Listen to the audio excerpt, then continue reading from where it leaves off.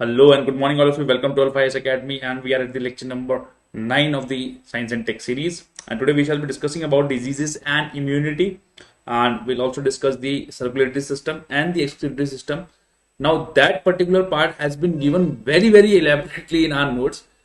Now, at some circumstances, it may be needed. कहीं पे उसकी जरूरत पड़ सकती है, बट देन वो बहुत ज़्यादा डीप में लिखा हुआ है, तो आप परेशान ना हो अगर आपको समझ में नहीं आता। वो सिर्फ आपको एक आइडिया देने के लिए है।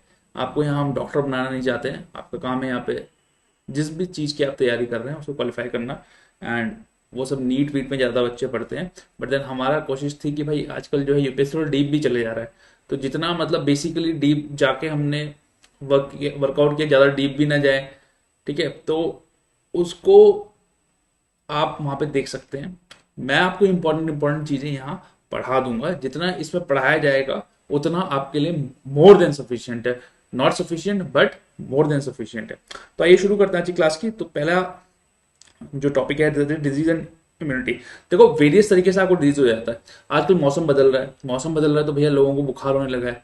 बरसात के समय पे, बरसात के बाद जैसी बरसात जाती है, विड्रॉल ऑफ मानसून होता है, तो डेंगू एंड चिकनगुनिया के केसेस बढ़ जाते हैं। मेट्रो सिटीज में, दिल्ली में बहुत ज्यादा बढ़ जाते हैं। ठीक है, क्यों बढ़ते हैं? क्योंकि वहां पे वैक्टर्स बॉर्न हो जाते हैं पानी में, गंदे पानी में, जिससे कि एक एडीज मॉस्किटो होता है कि जिससे कि वो क्या होता है, कैरियर होता है।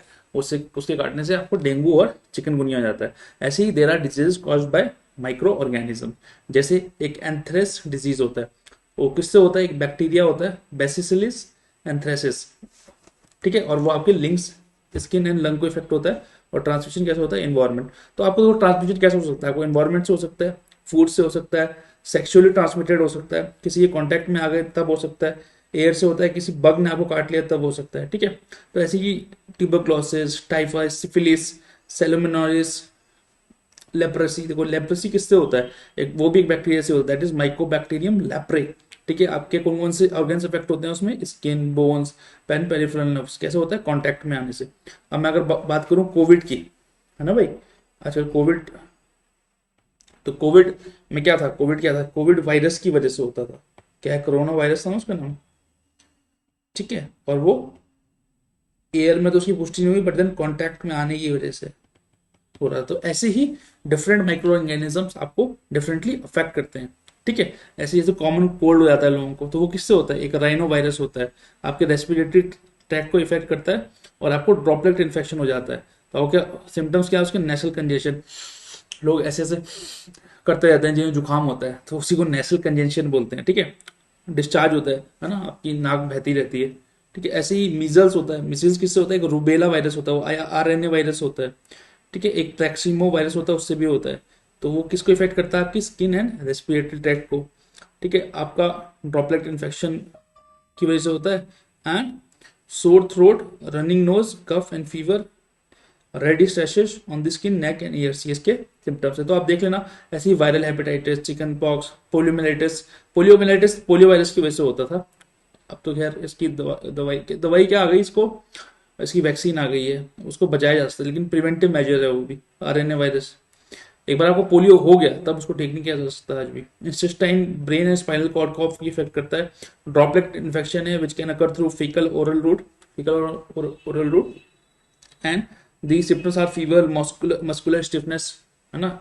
बोलते हैं जैसे कुछ लोगों को जो बोलते हैं यार मेरे जोड़ों को दर्द हो रहा है, तो मस्कुलर स्टिफनेस हो जाती है उनको कई बार, वीकनेस, पैरालिसिस, रेस्पिरेटरी फेलियर। ठीक है, तो ऐसे डेंगू फीवर और चिकनगुनिया।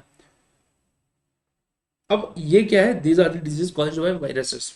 अब बैक्टीरिया एंड वायरसेस। अब बाद में देखा गया कि भैया देखो, ये वायरस और ये बैक्टीरिया जो है, इससे तो हम दवाई भी बना सकते हैं। ठीक है, एक कहानी सुनाते हैं आपको। 1929 में क्या हुआ, एक एलेक्जेंडर फ्लेमिंग नाम के बंदे थे। ठीक है, वो एक बैक्टीरिया, मतलब डिजीज कॉजिंग बैक्टीरिया होता है एक आपका, स्टेफी लोको लोकोसी लोकोसी। ठीक है, स्टेफी लोकोसी। ये क्या है? एक टाइप का बैक्टीरिया जिससे कि डिजीज कॉज होता है। अब उन्होंने देखा कि यार, उन्होंने गलती से कुछ हुआ होगा, तो उन्होंने कुछ हल्का सा ग्रीन ग्रीन देखा मोल्ड में।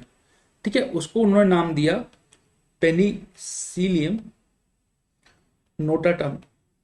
ठीक है, और उन्होंने देखा जो ये ग्रीन सा पदार्थ है या ग्रीन जो चीज है, ये बैक्टीरिया की ग्रोथ को रोक रहा है, और बैक्टीरिया को ग्रोथ को तो रोक ही रहा है, उसके साथ साथ उसको मार भी रहा है। और इसी से आविष्कार हुआ जिसको आप जानते हैं आज पेनिसिलिन का। और आज के टाइम पे जितनी भी एंटीबायोटिक्स बायोटिक्स बनती हैं, that uses the viruses and bacteria. ठीक है, इसी से एंटीबायोटिक्स बनती है। नाउ एंटीबायोटिक ज्यादा लेने से क्या होता है कि कुछ बैक्टीरिया तो आपके लिए बेनिफिशियल भी है भाई, प्रीबायोटिक्स एंड प्रोबायोटिक्स आपने सुना होगा। लोग कहते हैं दही खाओ आपका पेट अच्छा रहेगा, क्या होता है दही में? बैक्टीरिया होता है, वो बैक्टीरिया आपके लिए अच्छा है। तो अगर आप अननेसेसरीली खाते रहेंगे एंटीबायोटिक्स, तो वो आपको जो है अलग या नेगेटिव तरीके से भी इफेक्ट करती है। तो इसलिए डॉक्टर की जो प्रिस्क्रिप्शन से ही कोई भी चीज आपको कोई भी दवाई लेनी चाहिए। ठीक है, अब बात करें इम्यूनिटी की, तो भैया इम्यूनिटी भी दो प्रकार की होती है। एक होती है इन्नेट इम्यूनिटी, एक होती है एक्वायर्ड इम्यूनिटी। पहले बात करते हैं इन्नेट इम्यूनिटी की। इन्नेट इम्यूनिटी वो इम्यूनिटी है जब आप पैदा होते हैं तब से आपके अंदर होती है। ठीक है, जब से आप पैदा हुआ तब से आपके अंदर होती है। चार टाइप की होती है वो। एक तो आपके फिजिकल बैरियर हो गए। तो फिजिकल बैरियर क्या होगा, किस अब क्या है कि इम्यूनिटी काम क्या है कि आपको किसी चीज से बचाना। ठीक है, तो बचाएंगे कैसे भाई? जो आपकी स्किन है, आपका जो रेस्पिरेटरी ट्रैक्ट्स हैं, गैस्ट्रो इंटेस्टाइनल ट्रैक्ट्स हैं, उनमें लाइनिंग होती है। ठीक है, वो क्या करते हैं, माइक्रोब्स को मार देते हैं या उसको रोकते हैं अंदर जाने से। भाई अगर मेरा ये खुला होता तो आराम से कोई भी पंछी अंदर जाता और आराम से घूम के मेरी बॉडी से आ जाता। तो ये क्या है, एक टाइप ऑफ फिजिकल बैरियर है। देन फिजियोलॉजिकल बैरियर्स हैं। भाई फिजियोलॉजिकल बैरियर्स कौन कौन से हैं? भाई सलाइवा हो गया आपका, है ना, आपका जो सलाइवा है मुंह के अंदर। देन आपके जो एसिड है स्टमक में, जो एसिड बनता है, वो बहुत सारी चीजों को जो आपके लिए खराब है उसको मार देता है। जो आपकी आईज से टीयर्स निकलते हैं वो क्या करते हैं, माइक्रोबियल ग्रोथ को रोकते हैं ये सब। ठीक है, देन तीसरे प्रकार का क्या हो गया आपका सेलुलर बैरियर। सेलुलर बैरियर क्या होता है, जैसे आपके WBC व्हाइट ब्लड सेल, जिसको हम ल्यूकोसाइट्स भी बोलते हैं, आगे हम पढ़ेंगे ब्लड में, ब्लड को हम अच्छे से पढ़ेंगे। Blood white blood cells, white blood cells को क्या बोलते हैं, ल्यूकोसाइट्स। ये क्या करते हैं, आपको वेरियस इन्फेक्शन से बचाते हैं। देन आपके हो गए साइटोकाइन बैरियर्स।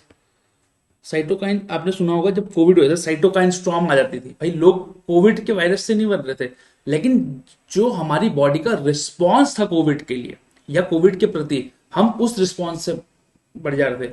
भाई आप ये समझिए कि कोई वायरस आया, हमारी बॉडी क्या है, उसको शूट करेगी। साइटोकाइन में क्या होता है, साइटोकाइंस एक टाइप के इंटरफेरॉन्स होते हैं, वो हमारी बॉडी को जो इन्फेक्टेड सेल्स हैं वो और आगे सेल्स को इन्फेक्ट ना करें, वो इंटरफेरॉन्स जो है उस काम को रोकते हैं कि भाई जो ऑलरेडी इन्फेक्टेड सेल्स हैं वो आगे किसी सेल को इफेक्ट ना करें। उसको कौन रोकता है, इंटरफेरॉन। तो अब भाई गोली मार रहे थे। अब कोविड में क्या हो रहा था कि जैसे ही वायरस आ रहा था तो बॉडी को पता नहीं लग रहा था क्या करना है, कहां से क्या हो रहा है। तो बॉडी क्या हो रही थी, लगातार फायरिंग कर रही थी। तो क्या हो रहा था, साइटोकाइन स्ट्रॉन्ग आ जाती थी हमारी बॉडी में, जिससे कि हम हमारी कई लोगों की डेथ हो गई। ठीक है, क्योंकि साइटोकाइंस टाइम, भाई अति तो हर चीज की बुरी है, चाहे वो साइटोकाइन की क्यों ना हो। ठीक है, देन बात करते हैं अच्छा एक्वायर्ड इम्यूनिटी की। भाई एक्वायर्ड इम्यूनिटी होती है पैथोजन स्पेसिफिक।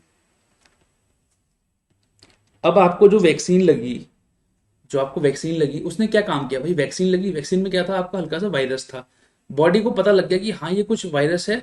बॉडी ने एक शुरुआती, जिसको हम प्राइमरी रिस्पॉन्स बोलते हैं, वो कर दिया। भाई बॉडी ने आपकी कोविड की रिस्पॉन्स दे दिया। होता क्या है कि हमारी बॉडी में मेमोरी होती है सेल्स में। उन्होंने क्या कि जब दोबारा वाकई में ही आपको कोविड वायरस ने अटैक किया, तो जो दूसरा एनकाउंटर होता है, जो दूसरा रिस्पॉन्स होता है बॉडी का, वो हमेशा ज्यादा स्ट्रांग होता है। ठीक है, वो ज्यादा स्ट्रांग होता है। ठीक है, और इसको ही हम एक्वायर्ड इम्यूनिटी बोलते हैं। ठीक है, ये पैथोजन स्पेसिफिक होती है। भाई मान लिया एक किसी को कोविड वायरस एक बार हो गया, तो ऐसा बोला जा रहा था उसको दूसरी बार होगा, तो हो तो रहा था लोगों को, लेकिन उनका जो इम्यूनिटी थी, भाई अब तो बॉडी को पता है ना कि हाँ यार ये वायरस है, ये चीज कर रहा है, तो उसको ऑलरेडी पता है, बॉडी को, आपको पता है। बॉडी को प्रॉब्लम कब आती है कि जब आप उसके अंदर कुछ ऐसा डाल देते हो जो उसे पता नहीं होता। एक बार उसे पता लग गया वैक्सीन से, आपने वैक्सीन ने क्या कर दिया, आपने इंफॉर्मेशन भेज दी उसको, यार देखो ऐसा ऐसा वायरस आएगा, तो तुम अपने हिसाब से देख लेना उसे। अब आपने क्या किया कि दूसरी बार जब वायरस आया तो बॉडी को पता है, जब वाकई में वायरस आया तो बॉडी ने उसको ढंग से अपने हिसाब से एलिमिनेट कर दिया। ठीक है, अब ये जो रिस्पॉन्सेज हैं ये दो टाइप के स्पेशल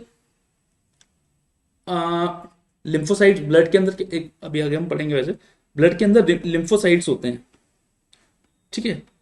तो ये जो इम्यून रिस्पॉन्स है कैरी आउट करते हैं, दो टाइप के पर्टिकुलर टाइप के लिम्फोसाइट्स होते हैं, एक होता है बी लिम्फोसाइट और एक होता है टी लिम्फोसाइट। जितने जाने की अंदर जाने की जरूरत नहीं है, बट पढ़ लेते हैं, ये बहुत लोगों ने सुना होगा तो कंफ्यूज रहते हो। बी लिम्फोसाइट और टी लिम्फोसाइट, ठीक है। बी लिम्फोसाइट क्या करता है, ये एक्चुअली प्रोटीन बनाता है, उस प्रोटीन जो ये प्रोटीन बनाता है उसी को एंटीबॉडीज बोलते हैं, ठीक है, उसी को एंटीबॉडीज बोलते हैं।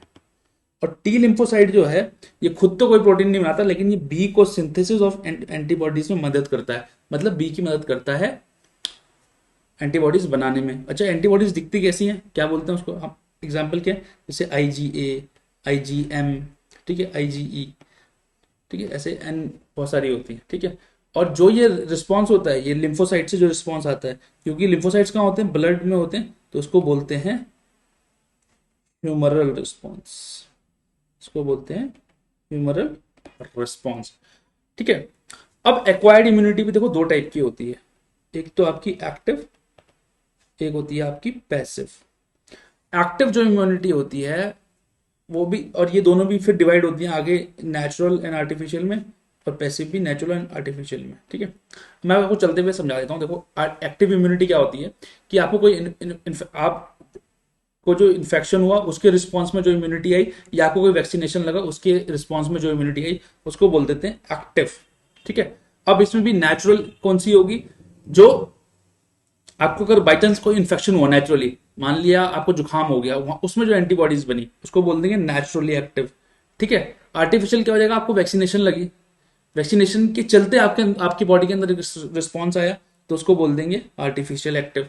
पैसिव क्या होती है कि आप जो है एंटीबॉडीज या तो कहीं और से लेते हैं, इसमें आप एंटीबॉडीज कहीं और से लेते हैं। नेचुरल में क्या होगा, जैसे आप फिट बच्चा होता है, वो माँ का दूध पीता है, तो माँ के दूध में भी कुछ कुछ एंटीबॉडीज होती हैं, तो वो क्या हो रहा है, वो दूध के थ्रू या मिल्क के थ्रू माँ से बच्चे में ट्रांसफर हो रही है थ्रू ब्रेस्ट मिल्क, ठीक है। तो ये होगी आपकी नेचुरली पैसिव।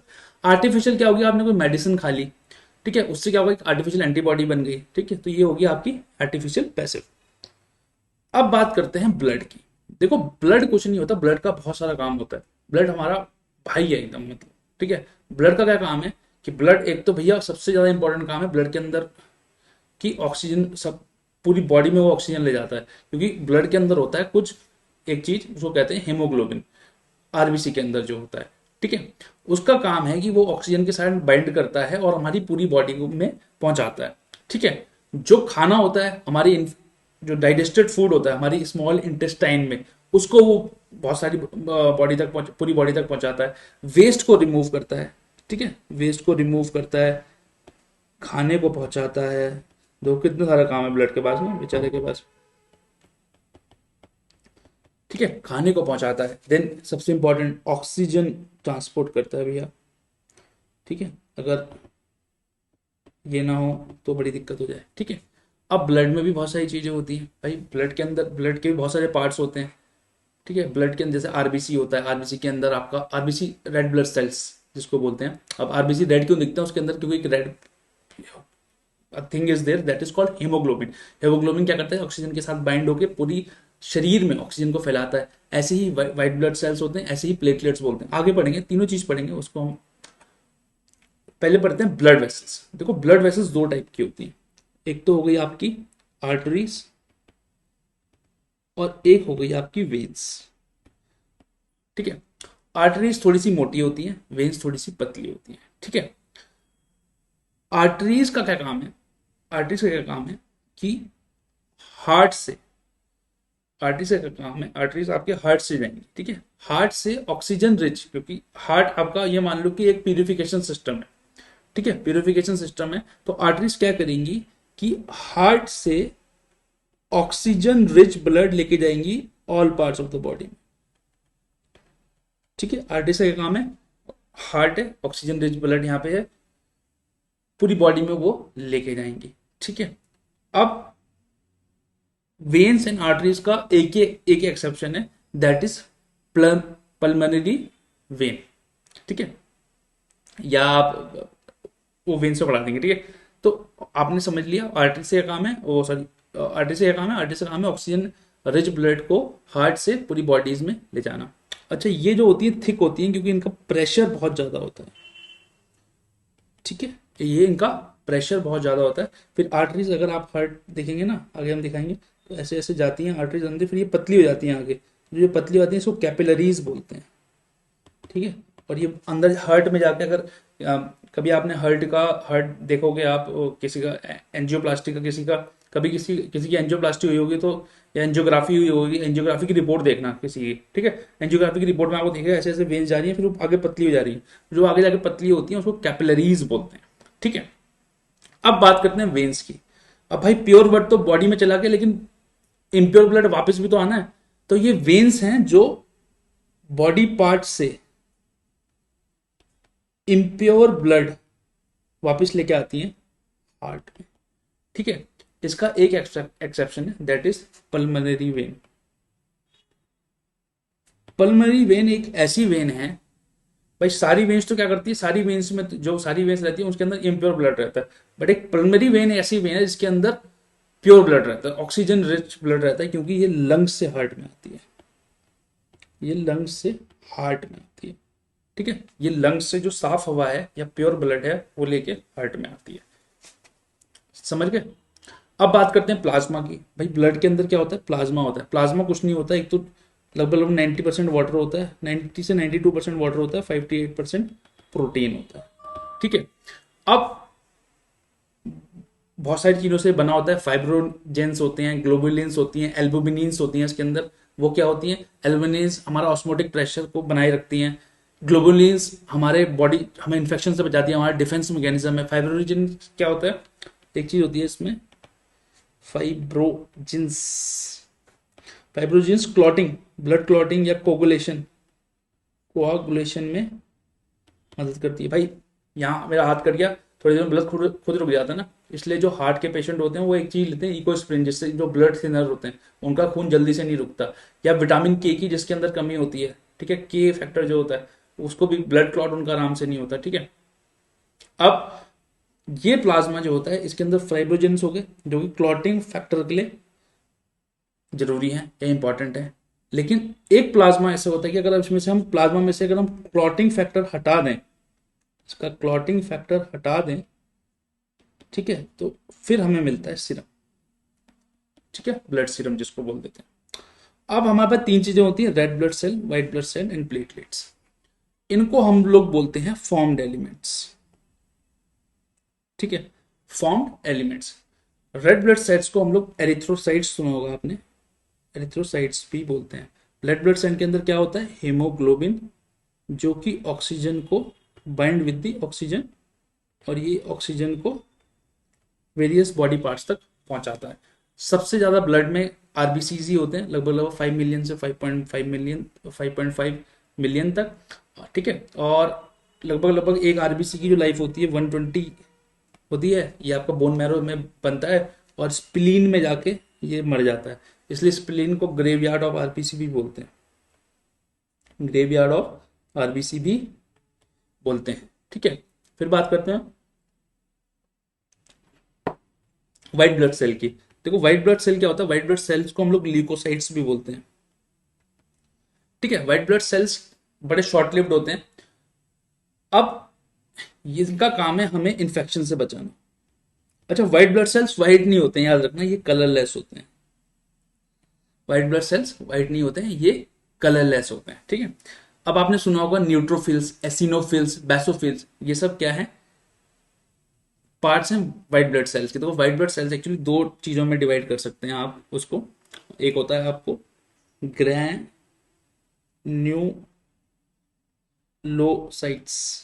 और एक होता है आपका ए ग्रैन्युलोसाइट्स, ठीक है। जो ये न्यूट्रोफिल्स, एसिनोफिल्स और बेसोफिल्स जो आप पढ़ते हैं ना, ठीक है, ये एक टाइप के ग्रैन्युलोसाइट्स हैं, ठीक है। इतना अंदर जाने की जरूरत नहीं है, बट देन इतना रखना। देन बात करते हैं प्लेटलेट्स की। देखो प्लेटलेट्स को हम लोग एक और चीज बोलते हैं, इसको बोलते हैं थ्रोम्बोसाइट्स, ठीक है। थ्रोम्बोसिस हो जाता है ना कई लोगों को, तो यही प्लेटलेट में दिक्कत आती है। जब किसी भी व्यक्ति को डेंगू या चिकनगुनिया होता है, सबसे पहले उसका उसका जो मार्कर है वो यही है कि प्लेटलेट लोगों की कम हो जाती है। लगभग लगभग नॉर्मल इंसान में 1.5 लाख से 3 लाख तक प्लेटलेट्स होती हैं। कई लोगों को प्लेटलेट्स कम हो जाती है, ठीक है। और प्लेटलेट्स ही वो फैक्टर है जो ब्लड कोगुलेशन में मदद करता है। फाइब्रोजेंस होते हैं इसके अंदर, मैंने आपको फिब्रेंस जिसको बोलते हैं वो मैंने आपको बता दिया, ठीक है। अब बात करते हैं सर्कुलेटरी सिस्टम की। भाई सर्कुलेटरी सिस्टम, अच्छा ब्लड ग्रुप क्या है? सर्कुलेटरी सिस्टम का काम क्या है कि ब्लड एंड ऑक्सीजन को ट्रांसपोर्ट करना। ब्लड देखो, ब्लड ग्रुप किस दिन बढ़िया से पूरा पढ़ाएंगे आपको, एक अलग से उसके लिए बनाएंगे। बट देन कौन कौन से ब्लड ग्रुप होते हैं? ए बी एंड ओ, ये क्लासिफिकेशन होती है। और एक आर एच होता है। भाई आर एच अगर आर एच प्रेजेंट होता है तो वो तो हो जाता है पॉजिटिव। आर एच एबसेंट होता है तो ब्लड ग्रुप हो जाता है नेगेटिव। तो अगर मैं ए पॉजिटिव की बात करूं तो मतलब ए एंटीजन प्रेजेंट है plus R H antigen present है, ठीक है। ए नेगेटिव की बात करूं मतलब ए एंटीजन प्रेजेंट है बट आर एच एबसेंट, ठीक है। ऐसे इसकी नेमिंग होती है। देन बात करते हैं सर्कुलेटरी सिस्टम की। देखो सर्कुलेटरी सिस्टम का क्या काम है? सर्कुलेटरी सिस्टम 2-3 चीजों से बना होता है। एक तो हमारा हार्ट हो गया जो हमारा पंपिंग ऑर्गन है एक तो, ठीक है। और कुछ वेसल्स होती हैं, नर्व जिसको बोल देते हैं, और फ्लूइड होता है। वो फ्लूइड कौन सा होता है? ब्लड होता है। यही काम है, इसी को घुमाना है किसको। अब हार्ट में क्या होता है कि आपकी साइनो आर्ट एक होती है, साइनो आर्ट्रियल नोड। अच्छा, दो ऑर्ट्रियम होते हैं, दो वेंट्रिकल होते हैं। तो दो आर्टरियां होती हैं या ऑर्ट्रियम होते हैं और दो वेंट्रिकल होते हैं, ठीक है। Right atrium, left atrium, right ventricle, left ventricle. 4 भागों में इसको डिवाइड कर सकते हैं ऐसे। साइनो आर्टरियल नोड क्या करती है? साइनो आर्टरियल नोड ही जो है हार्ट को पंप करती है शुरू में। और वो पंपिंग जो हम बोलते हैं ना 72-75 बीट्स चल रही है, साइनो आर्टरियल नोड की वजह से ही होता है। तो हार्ट वर्क कैसे करता है? देखो हार्ट वर्क कैसे करता है। हार्ट पहले कॉन्ट्रैक्शन होता है, उसका कॉन्ट्रैक्ट होगा, पहले उसका कॉन्ट्रैक्शन होगा, पहले वो सिकुड़ेगा। जब वो सिकुड़ता है तो उसको बोलते हैं सिस्टोल। और इस टाइम जो नापा जाता है इसको बोलते हैं systolic pressure. Systolic blood pressure भी आपने सुना होगा, सिस्टोलिक एंड डायस्टोलिक सुना होगा ना, तो वो सिस्टोल यही होता है, ठीक है। फिर उसके बाद हार्ट रिलैक्स होता है, ठीक है। उसके बाद हार्ट रिलैक्स होता है। हार्ट जब रिलैक्स होता है तो उसको बोलते हैं डायस्टॉल, उसको बोलते हैं डायस्टॉल, उसको बोलते हैं डायस्टोलिक, ठीक है। जब रिलैक्स होगा तो उसको बोलेंगे डायस्टॉल और वो होता है डायस्टोलिक प्रेशर, ठीक है। नॉर्मल जो बीट्स होती हैं वो होती है 72 पर मिनट, ओके। अब जो इलेक्ट्रिकल एक्टिविटी होती है आपकी बॉडी की, आप उसे नाप सकते हैं, या हार्ट की, उसको आप नाप सकते हैं ईसीजी से, दैट इज इलेक्ट्रोकार्डियोग्राम। वो आपको एक इलेक्ट्रोकार्डियोग्राफ देगी और उसमें लिखा हुआ जाता है कि आपकी हार्ट बीट जो है नॉर्मल है या एबनॉर्मल है। एक और चीज होती है हार्ट में, जो हार्ट का जो पल्मरी या लंग्स के साथ जो रिश्ता होता है वो स्टार्ट होता है आपका राइट वेंट्रिकल से, ठीक है। और राइट वेंट्रिकल से स्टार्ट होता है। देखो राइट वेंट्रिकल क्या करता है बेसिकली, यहाँ से डीऑक्सीजनेटेड ब्लड, ठीक है, यहाँ से जो है जो खराब वाला ब्लड है जिसमें ऑक्सीजन नहीं है वो जो है लंग्स में जाती है और ऐसे लंग्स से घूम के फिर आपका वापस आती है हार्ट में, थ्रू आपका राइट एट्रियम में आती है पहले, ठीक है। ऐसे घूम के आती है। तो कहाँ से निकली? लेफ्ट लेफ्ट सॉरी, उल्टा लिख दिया, अच्छा यहाँ पे पिक्चर में उल्टा है, सॉरी। लेफ्ट वेंट्रिकल से निकलती है। तो लेफ्ट वेंट्रिकल कहाँ है आपका? ये आ गया, ठीक है। ऐसे निकलती है, उल्टा उल्टा घुमा दिया मैंने, ठीक है। ऐसे जाती है, लेफ्ट वेंट्रिकल से निकलती है। उसके बाद वो जो है वापस और राइट ऑट्रियम में आती है, ठीक है। राइट ऑट्रियम ये था ना, राइट ऑट्रियम। तो लेफ्ट वेंट्रिकल से निकल के ऐसे और राइट ऑट्रियम में आती है घूम के इधर। ये आपके लंग्स होंगे इधर, ठीक है, जो प्रोवाइड करते हैं वाया पल्मोनरी वेन, मैंने आपको बताया ये। अब बात करते हैं last topic of the day, that is excretory system. अब आपकी बॉडी, भाई आप खाना खाते हैं, सारा खाना तो पच नहीं जाता, पानी पीते हैं सारा पानी तो पच नहीं जाता। तो आपकी बॉडी के अंदर क्या है, फिल्ट्रेशन सिस्टम भी, आपका ब्लड है, आप ऑक्सीजन ले रहे हैं, आपके इन सारे केमिकल्स खा रहे हैं, बॉडी को फिल्टर आउट भी तो करना है। बॉडी को चाहिए प्योर, बॉडी को चाहिए प्योर चीजें, ठीक है। तो वो किस फॉर्म में सिक्रीट करती हैं, आपका अमोनिया के फॉर्म में, जो आपका फीकल मैटर है, ठीक है, आपका यूरिया के फॉर्म में, आपका यूरिक एसिड, ये सब आपकी बॉडी में बनता है, ठीक है। नीज में पेन होने लगता है, पैर में पेन होने लगता है ना लोगों के, क्या बोलते हैं कि आपका यूरिक एसिड बढ़ा हुआ है। इसको आप वहाँ पे नोट्स में जाके अच्छे से पढ़ सकते हैं, मैं आपको बेसिक बेसिक पढ़ा देता हूँ। आप देखो, एक तो जो सबसे तगड़ा फिल्ट्रेशन सिस्टम है वो है आपकी किडनीज। इसलिए बोलते हैं भैया पानी बहुत पिया करो, क्योंकि वाटर ड्रिंकिंग, पाँच से बोलते हैं ना कि 4 से 5 लीटर पानी पीना चाहिए। क्यों बोलते हैं? क्योंकि वो आपकी किडनीज को अच्छा रखता है, आपके फिल्ट्रेशन प्रोसेस को अच्छा रखता है। अब किडनीज के अंदर कुछ ट्यूबुलर स्ट्रक्चर्स होते हैं, ट्यूबुलर स्ट्रक्चर्स होते हैं जिसको बोलते हैं नेफ्रॉन्स, ठीक है। ट्यूबुलर स्ट्रक्चर्स होते हैं जिसको बोलते हैं नेफ्रॉन्स, इसीलिए स्टडी ऑफ किडनी को नेफ्रोलॉजी भी बोलते हैं। और ये नेफ्रॉन्स जो होते हैं ना, ये मतलब आपके, मतलब मैं क्या बोलूँ कि फंक्शनल यूनिट है किडनी के, इनके बिना तो मतलब किडनी आपकी गई, ठीक है। उसके बाद आपका किस चीज में और सिक्रीशन होता है, यूरिन के फॉर्म में ना, जो आप, ठीक है, यूरिन के फॉर्म में आप एक्सक्रीट करते हैं, आप फीकल मैटर के उसमें सिक्रीट करते हैं। अच्छा, यूरिन क्या है आपका, यूरिनरी ब्लैडर में इकट्ठा होता है। उसके बाद जब तक उसे कमांड नहीं मिलती है, कहाँ से, सीएनएस, सेंट्रल नर्वस सिस्टम हमें बताता नहीं है कि आप उसको इजेक्ट करो, तब तक वो यूथरस से इजेक्ट नहीं होता है, ठीक है। तो ये एक बॉडी का मैकेनिज्म है बॉडी को साफ रखने का, that is the excretory system, ठीक है। and you know with this we are done with the biology part. Now there might be some topics which are left, we will, please let us know, we'll surely make the videos on it and part A part B करके हम lecture के साथ डाल देंगे, but biology part यहाँ यहीं तक था। and from next time, from the next lecture and from tomorrow we'll be starting physics, and I hope you would have liked it, आपको समझ में आया होगा। अगर कुछ हमसे कमी रह गई हो तो उसके लिए हमें क्षमा करिएगा। I wish you a very happy day, keep smiling, take care of your health, and if you have any doubt please call on this number, we will be happy to help you. Bye bye, take care.